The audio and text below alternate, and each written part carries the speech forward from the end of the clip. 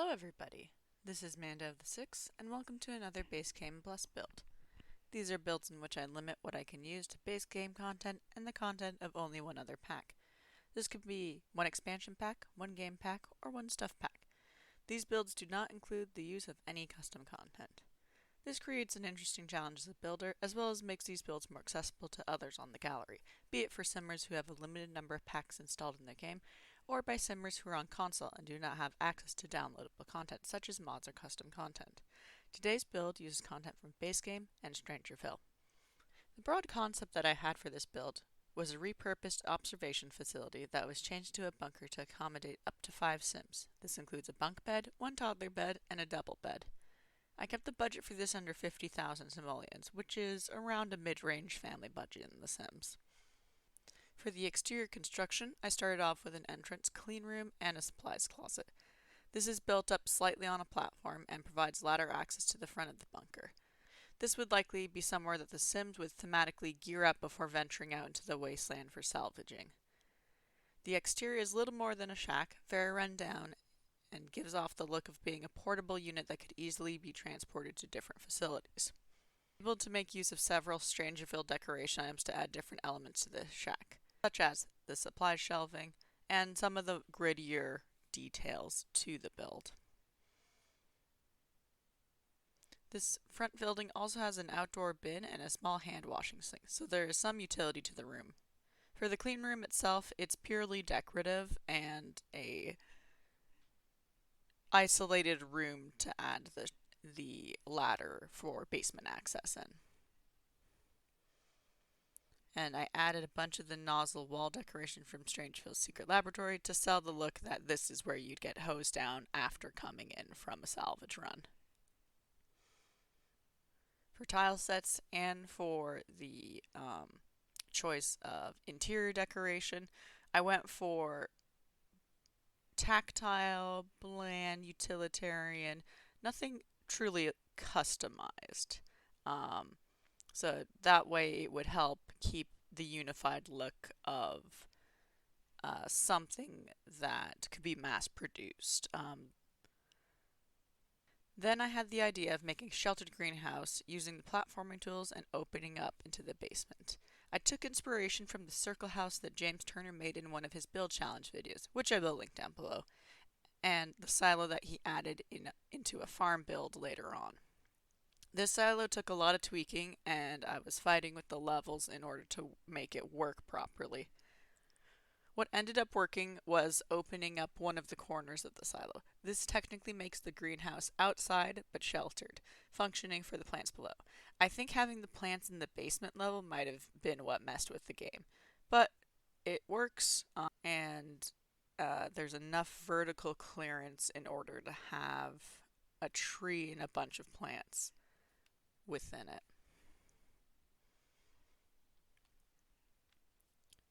For sprucing up the top side, I added a mixture of debug thematic decorations and a lot of just foliage, ground cover, a lot of stuff to sell part junkyard aesthetic and part, overrun science facility. Just kind of give it a grittier look. If you have the packs and want to add to the look, I would recommend Eco Lifestyle's junkyard, debug items, and dumpsters, as well as the different power generation options. That could add a bit of self-sustainability to a bunker, such as having a turbine up here, solar panel on the shack, stuff like that. Or you could also add stuff from Get to Work because they have the science facility items, and that will overall add more of an industrial laboratory look. Getting into the build proper, I mapped out the basement level, making adjustments for a central kitchen as the largest room in the bunker. There are offshoots for the bedrooms, what will become the living room, and the greenhouse, while the main bathroom is near the ladder entrance. The first room that I focused on constructing was the base of the silo greenhouse. I wanted plenty of areas for Sims to grow plants within the safety of their bunker. I did not playtest this room to double check the functionality of the planters on diagonal tiles, so that's the only area that I'm not entirely sure for functionality is those planters that are right up against the diagonal tiles. Other than that, for the planters, I didn't place any of them with move objects on. However, for some of the decoration elements to get them up onto the shelves, I did have move objects on. And also I added a bunch of starter seed packs that would be easy enough for a sim with no gardening knowledge to at least get a good base of fruit, vegetables, and herbs for their little garden. And then just added a bunch of clutter items, lots of smaller plants, little gardening details, just some fun decorations. The primary entrance, which is entered via the ladder, was given matching tiles from the topside showers, and I used the platforms to add a step-up layout leading into the bunker's main living area. This kind of gives off the illusion of having a drainage system, and it being a little bit easier to keep the water from running into the main living areas. Just off of this entrance, I added the bathroom with the same tiles. I made sure it had all of the amenities necessary to raise a toddler, such as a bathtub and a potty, while experimenting a little with what style to use. I then realized that toddlers and ladders don't tend to mesh well in The Sims, as well as I wanted to have a rear access port close to the silo to improve The Sims pathfinding. This turned into another small shack, which could thematically be a maintenance or storage shed, with a staircase going down towards the garden. This also would make the bunker compatible with having pets access the living areas. I was toying around with how to properly lay out the main living areas, how large I want each of them compared to the bedrooms, and what sort of bland but useful style to go for them. For furnishing the kitchen, I went to cheap and efficient, if a little boring, in order to sell the look of this is a commercial or industrial facility as opposed to a traditional residential facility. I was also sure to add a lot of space for storage above as cabinets and shelving. I also used some of the woodworking items in order to show some material salvaging in order to replace some of the furniture items that had presumably fallen to wear and tear. The living room itself went through a couple of iterations. It started off as basically being squished off corner of the kitchen with seating and books.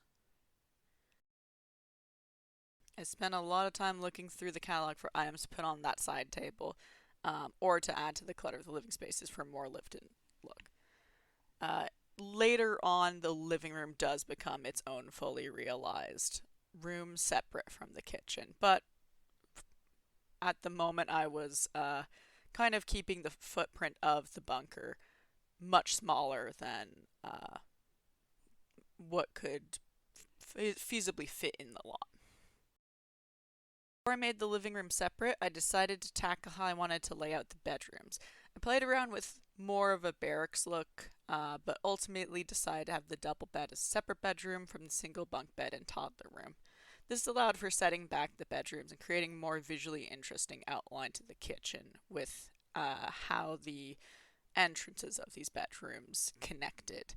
It also provided just that little bit more room for above door storage space and more of a galley styled kitchen against that wall. Despite the very cold and utilitarian style of the facility, I used the bedrooms as a means of adding some color and fun into the build, as well as a means of demonstrating what sort of Sims live in this facility. Basically, the kids' room, it's cold, it's concrete, but there's elements from the furnishings themselves that add the pop of color that's needed. Here's where I decided to section off the living room into its own separate room for the kitchen. I didn't want to expand too far into the basement level as to give the impression of cramped and space-efficient facility, but I could certainly add on to the existing area. I then played around with what sorts of activities and skill-building objects I wanted in the living room, as well as how I wanted the small area to be subdivided with the placement of furniture. Ultimately, there was precedent for some sort of woodworking as a salvage operation, as well as items of more scientific persuasion. So I added a chemistry set and a woodworking table as primary skill-building activities. The small expansion allowed there to be room for a trunk with a small television to expand the entertainment options, as well as an easel to add more creative pursuits. I end up swapping that out with a children's activity table and moving the easel into the double bedroom. I'm sure to decorate with all of the really fun different Strangerville posters that have a lot of variation and a lot of scientific but also paranormal elements. For the double bedroom, I used a lot of clutter and decorative items in order to imply the type of work done in this facility. A lot of bulletin boards and storage to try and stay organized, mixed in with scattered files and things placed haphazardly as to counter that level of organization. A lot of the finishing touches were double checking that I had the necessities, outdoor bin, mailbox, clear road access, that none of the stairs or ladder had been broken with tweaking around the levels, and ultimately when I was testing around with the silo in order to make it work. And the best way I could understand that it was working was the lighting level on that basement. And I added a bit more clutter to liven up the rooms with carpets in order to brighten the dull base surroundings. Thank you very much for watching this video. The link to download this from the gallery will be in the description text. Please share any ideas that you have for build challenges that you would like me to try, or tell me what you think of the build in comments. I hope you have a wonderful day, and I'll see you in the next video.